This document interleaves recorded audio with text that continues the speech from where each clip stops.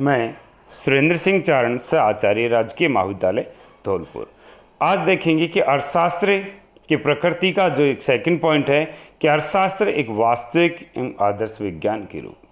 तो पहले हम लेंगे वास्तविक विज्ञान कि वास्तविक विज्ञान की वह शाखा है जो केवल वास्तविक स्थिति का अध्ययन करती है, समस्या के समाधान के लिए कोई सुझाव नहीं देती। वास्तविक विज्ञान के रूप में अर्थशास्त्र को कि कारण एवं परिणाम के मध्य संबंध स्थापित करता है।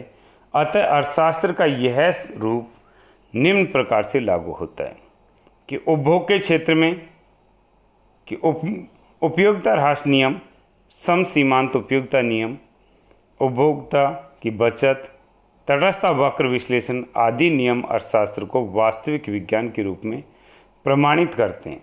कि उपभोग के क्षेत्र में उपयोगिता ह्रास नियम क्या है कि अगर किसी वस्तु का नियमित रूप से यानी लगातार हम उपयोग करेंगे एक समय में, एक दिए हुए समय में, तो उसकी सीमांत उपयोगिता घटेगी, ह्रासमान नियम लागू होगा। समसीमांत उपयोगिता नियम है कि विभिन्न वस्तुओं का हम प्रयोग इस प्रकार करें कि सभी वस्तुओं से प्राप्त संतुष्टि समान या लगभग बराबर होनी चाहिए। ऐसे हम उत्पादन के क्षेत्र में कि उत्पत्ति वृद्धि नियम, उत्पत्ति समता नियम, उत्पत्ति ह्रास नियम अर्थशास्त्र के वास्तविक विज्ञान के रूप में प्रमाणित करते हैं। ये तीनों नियम उत्पादन के क्षेत्र में घटित होने वाली विभिन्न स्थितियों के कारण एवं परिणाम के मध्य संबंध स्थापित करते हैं। विनिमय के क्षेत्र में मांग एवं पूर्ति का नियम अर्थशास्त्र के वास्तविक विज्ञान के रूप में प्रमाणित करते हैं। वितरण के क्षेत्र में कि लगान, मजदूरी, ब्याज तथा लाभ के सिद्धांतों का निर्धारण वास्तविक विज्ञान के रूप में सिद्धांत के आधार पर किया जाता है। राजस्व के क्षेत्र में कि करारोपण के सिद्धांत, सार्वजनिक व्यय एवं ऋण के सिद्धांत अर्थशास्त्र के वास्तविक विज्ञान के पक्ष का ही सत्यापित करते हैं। तो इससे स्पष्ट होता है कि अर्थशास्त्र एक वास्तविक विज्ञान है। अब हम देखते हैं कि अर्थशास्त्र आदर्श विज्ञान है। तो आदर्श विज्ञान से आज से विज्ञान की ऐसी शाखा से है जिसका संबंध नीति निर्धारण, दिशा निर्देश से है। इसके अंतर्गत क्या होना चाहिए, क्या नहीं होना चाहिए का अध्ययन किया जाता है। तो आदर्श कब माना जाएगा? जब हम ये विश्लेषण करें कि क्या होना चाहिए और क्या नहीं होना चाहिए, क्या सही है हमारे लिए, क्या गलत है। तो आदर्श विज्ञान के रूप में अर्थशास्त्र को निम्न तथ्यों पर विशेष जोर देना चाहिए कि उपभोक्ताओं को अधिकतम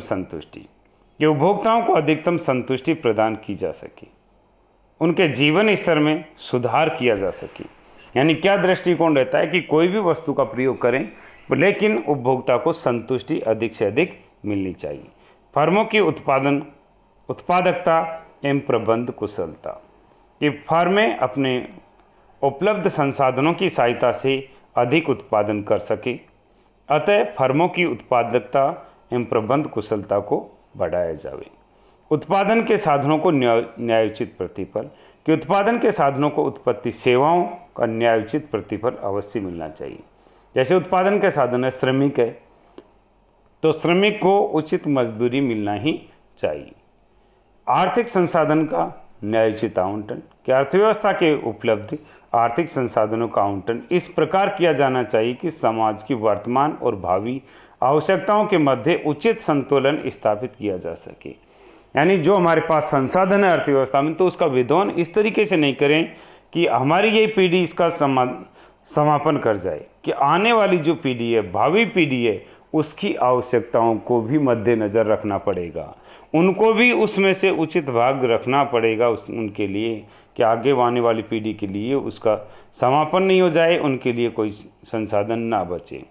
मूल्य सीमांत लागत के आधार पर कि वस्तुओं सेवाओं के मूल्य सीमांत लागत के आधार पर निर्धारित किए जानी चाहिए कि जिससे उसकी प्रति इकाई लागत जितनी आई है उसी आधार पर उसका मूल्य निर्धारित किया जाए। राजस्व के क्षेत्र में सामाजिक कल्याण कि राजस्व के क्षेत्र में जिन कल्याण की प्राप्ति के लिए सार्वजनिक आय, व्यय एवं ऋण आदि के मध्य उचित संतुलन बनाए रखने के प्रयास किए जाने चाहिए। तो उपयुक्त विवेचना से स्पष्ट होता है कि अर्थशास्त्र एक आदर्श विज्ञान है। तो ये हमारा टॉपिक था कि अर्थशास्त्र